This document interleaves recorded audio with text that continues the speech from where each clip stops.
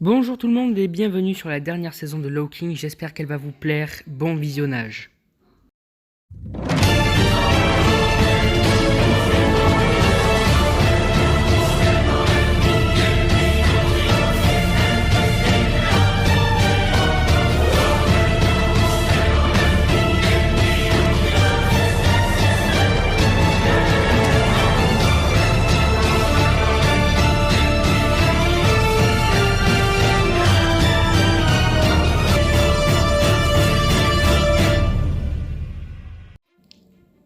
Depuis plusieurs jours, les hommes et femmes se préparaient au combat.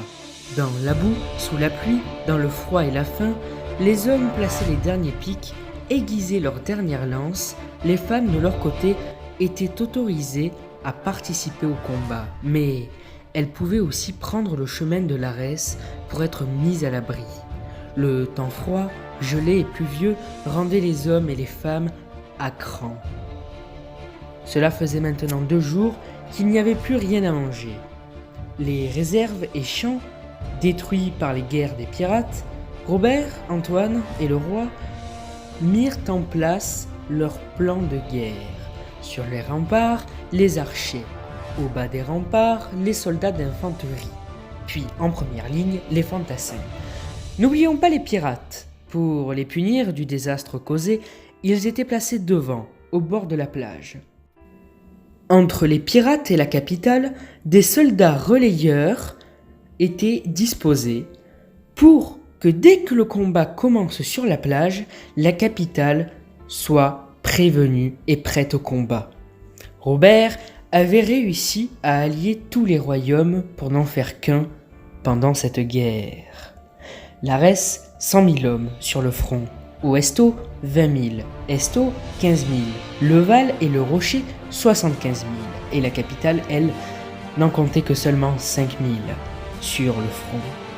Au total, c'est 215 000 hommes autour de la capitale et face aux côtes sur 5 kilomètres. Les hommes du continent ne pouvaient que gagner. La nuit commença à tomber. Du côté pirate, on finissait d'aiguiser les flèches, de remplir les catapultes. Sur la dune, en haut du Mirador, Barbe-Bleue apercevait le brouillard arriver sur les côtes, puis des débris, des épées, dans un froid glacial et un silence effrayant. En regardant de plus près, un premier bateau s'avançait, puis 2, puis 3, puis 4, et dans un épais brouillard, la lune se couvrait, laissant place à l'obscurité. Plusieurs centaines de bateaux accostaient. « Tenez-vous prêts !» dit Barbe-Bleue. Dans un nuage d'eau et de sable, d'un coup, dans un silence glaçant, les hommes attaquèrent les premiers pirates. Placés sur la plage, Barbe-Bleue et ses hommes prenaient du terrain sur eux. Mais dès que la lune se découvrit et que le brouillard se dissipait, face aux pirates, des hommes petits, avec des habits déchirés, on voyait les os du visage. Le plus effrayant, leurs yeux étaient d'un noir profond et obscur. Les pirates étaient effrayés, plusieurs désertaient le champ de bataille. Barbe-Bleue, lui, mort de peur, courait à toute vitesse à direction de la capitale pour les avertir. En quelques minutes, les pirates perdaient du territoire. De plus, les hommes tués sur la plage revenaient à la vie, sans cesse. Du côté de la capitale, en haut des remparts, Robert coordonnait les actions militaires. Il vit au loin un homme courir vers eux. C'était Barbe-Bleue. Barbe-Bleue illustra les images d'horreur qu'il a vues sur la plage en vitesse à Robert. « Ce n'était pas qu'une simple guerre, c'était la mort qui venait nous chercher, dit le pirate. Tout à coup, la cloche sonnait. Des soldats arrivent, dit Antoine.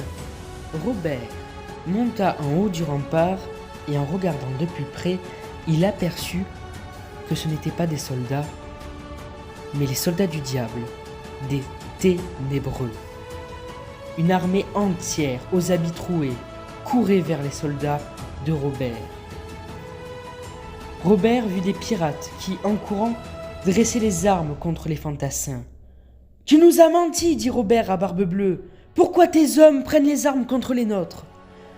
Barbe-Bleue dit, dans un élan de précipitation, « Les hommes que tu vois nous attaquer, les pirates que tu penses qui nous attaquent, ils sont morts, Robert. Ce ne sont pas mes hommes, ce ne sont plus mes hommes. »